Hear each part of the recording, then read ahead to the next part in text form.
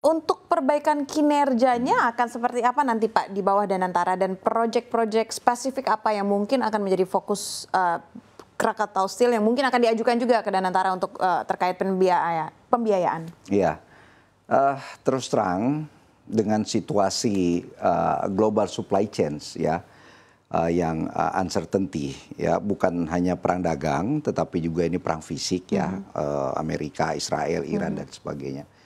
Tentu industri baja nasional kita itu sepanjang ini sangat tergantung dengan bahan baku yang import dari overseas ya.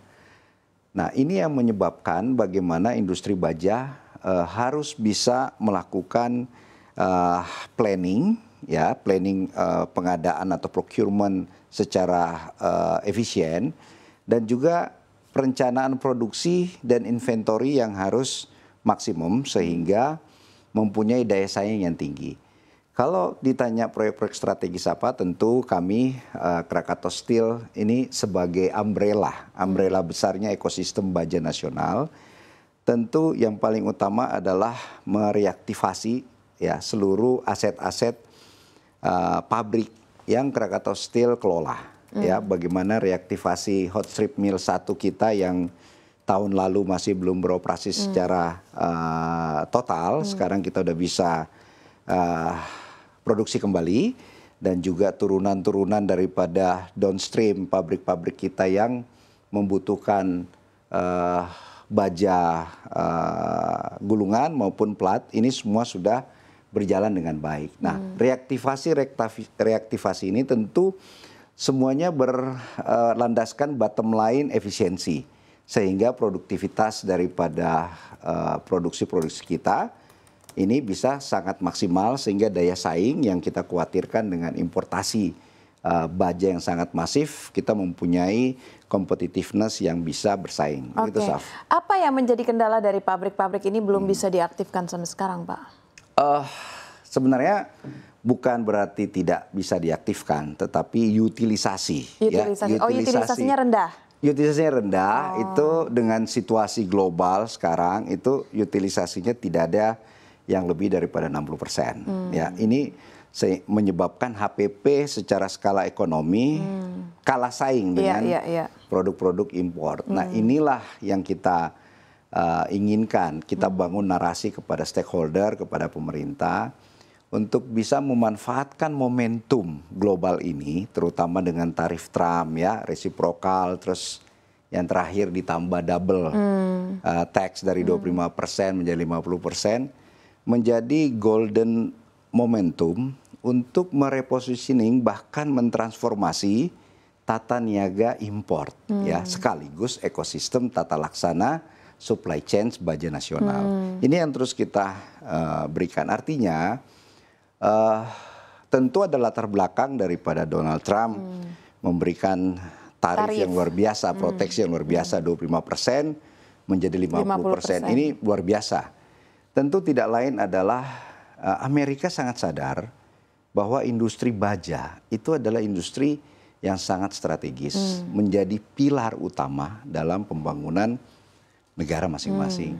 Sehingga perlu rasanya pemerintah kita juga melihat hal yang serupa dengan tentu kita melakukan pembangunan infrastruktur, properti, manufacture yang sangat membutuhkan baja. Ini menjadi momentum untuk pemerintah melakukan transformasi tata niaga impor ya. Artinya kita nggak usah ragu-ragu, kita nggak usah malu untuk melakukan proteksi, selama proteksi itu memberikan nilai tambah bagi industri atau ekosistem industri baja nasional. Oke, berarti maksudnya mungkin boleh ditekankan lagi, tata niaga impor, artinya pintu masuknya impor-impor baja dari China ini harus lebih dikunci lagi. Betul. Oke, memang apa yang terjadi sekarang ini, terbuka lebar sekali atau seperti apa, Pak? Dan bagaimana dengan persaingan harganya dengan adanya pintu masuk barang-barang dari China ini jadi besar? Ya, produk China ini unstoppable ya. Artinya dengan kapasitas produksi 1,2 miliar ton per tahun dan produksi kita tidak lebih daripada 18 juta ton per tahun, tentu bukan apple to apple untuk compete. Oke. Ya.